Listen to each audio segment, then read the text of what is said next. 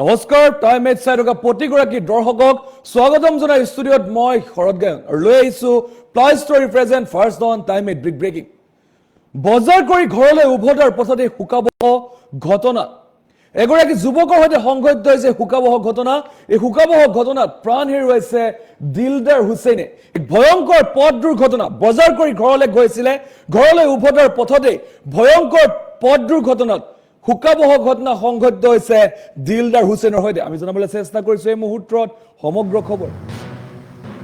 ধুবুৰী তামাৰ হাতত ভয়ংকৰ পথ দুৰ্ঘটনা। ধুবুৰী তামাৰ হাতত সংঘটিত হৈছে ভয়ংকৰ পথ দুৰ্ঘটনা। দুৰ্ঘটনাত কৰুণ মৃত্যুক সাৱটি লৈছে দিলদাৰ হুছেইনে। আৰু দুখন বাইকৰ মাজত মুখামুখি সংঘৰ্ষ আৰু সংঘৰ্ষৰ পিছতেই দিলদাৰ হুছেইন নামৰ এগৰাকী ব্যক্তিয়ে প্ৰাণ হেৰুৱাইছে আৰু দুৰ্ঘটনা সংঘটিত কৰি ঘটনাস্থলীতে বাইক এৰি পলায়ন কৰিছে চালকে। আৰু স্থানীয় ৰাইজৰ তৎপৰতাত দিলদাৰ হুছেইনক হস্পিটেললৈ প্ৰেৰণ কৰা হৈছিল, যদিও চিকিৎসালয়লৈ নি থকাৰ পথতে কৰুণ মৃত্যুক সাৱটি লৈছে দিলদাৰে। আৰু ঘটনাৰ পিছতে হাহাকাৰ পৰিস্থিতিৰ সৃষ্টি হৈছে। আমি জনাই আছো এই মুহূৰ্তৰ সমগ্ৰ খবৰ আমি জনাবলৈ চেষ্টা কৰিছো। তামাৰ হাতত সংঘটিত হৈছে ভয়ংকৰ পথ দুৰ্ঘটনা। ধুবুৰী তামাৰ হাতত সংঘটিত ভয়ংকৰ পথ দুৰ্ঘটনা আৰু ভয়ংকৰ পথ দুৰ্ঘটনাত কৰুণ মৃত্যুক সাৱটি লৈছে দিলদাৰ হুছেইনে।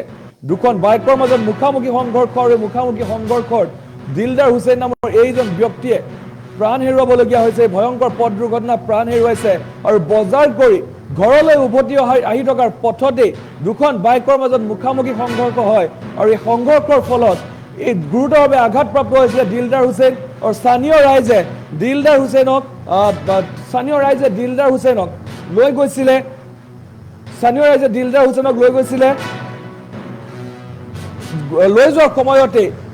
লৈ যোৱাৰ সময়তে থিতাতে অৰ্থাৎ চিকিৎসালয়লৈ লৈ যোৱাৰ সময়তে প্ৰাণ হেৰুৱাইছে এগৰাকী দিলদাৰ হুছেইনে। আৰু বজাৰ কৰি ঘৰলৈ উভতাৰ সময়তে সংঘটিত হৈছে এই কৰুণ ঘটনা। জনাইছো এই মুহূৰ্তৰ এই খবৰ আমি জনাবলৈ চেষ্টা কৰিছো।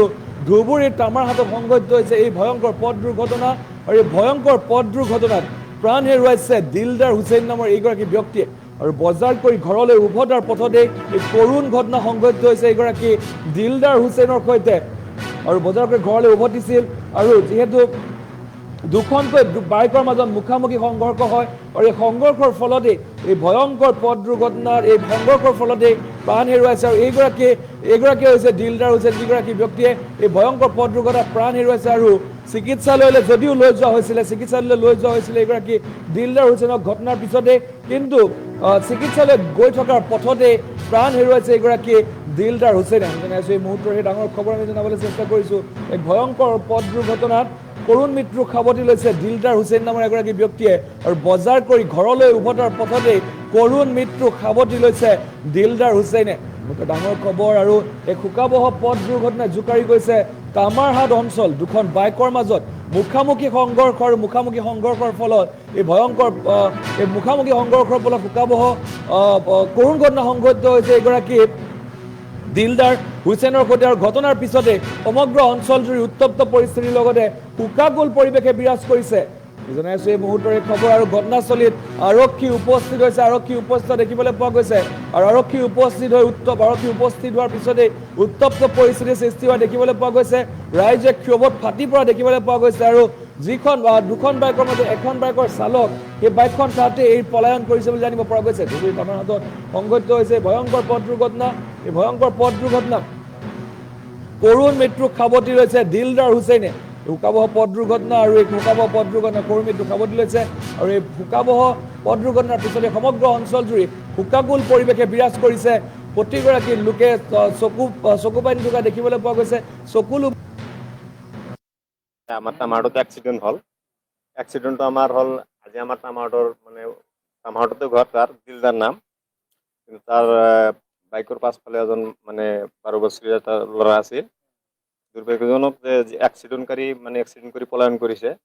এতিয়া আমি গম পোৱা নাই তেখেতৰ ঘৰ ক'ত বা ক'ৰ পৰা আহিছে। কিন্তু আজি মটৰচাইকেল এক্সিডেন্ট হৈছে। কিন্তু যি এক্সিডেন্ট হৈছে সি গৈ আছিল, পিছফালৰ পৰা আহি লগাই দিছিল, খুন্দা দিয়াৰ ফলত এই যি এক্সিডেন্ট হৈছে তাক দুৰ্ভাগ্যজনক কথা যে ধুবুৰী অসামৰিক চিকিৎসালয় লৈ যোৱা হৈছিল। কিন্তু লৈ যাওয়াৰ ৰাস্তাতে ইয়াতে মানে মৃত্যু হয়। তেখেতৰ নামটো আছিল দিলদাৰ হুছেইন।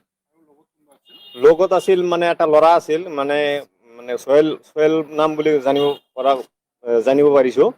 কিন্তু একচুৱেলি ল'ৰাটো অলপ মানে ক্ষতি হৈছে, মানে অলপ মানে টেষ্ট ওলাইছে। একচুৱেলি আপোনালোকৰ যোগেদি মই এটা কথা চৰকাৰক জনাব বিচাৰিছো বা অনুৰোধ জনাইছো যে আমাৰ এই যিটো 127 নং ৰাষ্ট্ৰীয় ঘাইপথ আছে, এইটোত যিটো বাইকৰ যিটো নিয়ন্ত্ৰণ হেৰুৱাই যিটো সিহঁতে প্ৰাইভেট গাড়ী চলা, এইটোৰ এটা বিধি ব্যৱস্থা ল'ব লাগে প্ৰশাসনে। আৰু আমাৰ এই তামাহাটৰ পৰা আমাৰ শ্ৰীৰামপুৰলৈকে আৰু এইফালে তামাহাটৰ পৰা মানে বালাজান মোড়লৈকে আমাৰ ট্ৰাফিকৰ ব্যৱস্থা লাগে। আৰু মানে অভাৰ স্পীডৰ যিটো লিমিট মানে বৰ্ড, সেইটো মানে আমাক অতি সোনকালে প্ৰয়োজন আৰু কি। এইখিনিয়ে কথা আৰু কি। আমি জানামতে 4-5টামান এক্সিডেণ্ট হ'ল মানে আমাৰ তামাহাটৰ পৰা মানে হা হা হা বাচন্তি মোড়ত এটা হ'ল। এই যোৱা পৰশু দিনা এখন ক্ষতি হোৱা নাই, মানে এটা পিলপিলিৰ লগত আৰু বাইকেৰ লগত সংঘৰ্ষ হৈছে আমাৰ যিটো পেট্ৰল পাম্প আছে, পেট্ৰল পাম্পৰ সন্মুখতে। কিন্তু মানুহৰ কোনো ক্ষতি হোৱা নাই, কিন্তু এক্সিডেণ্ট হৈছে।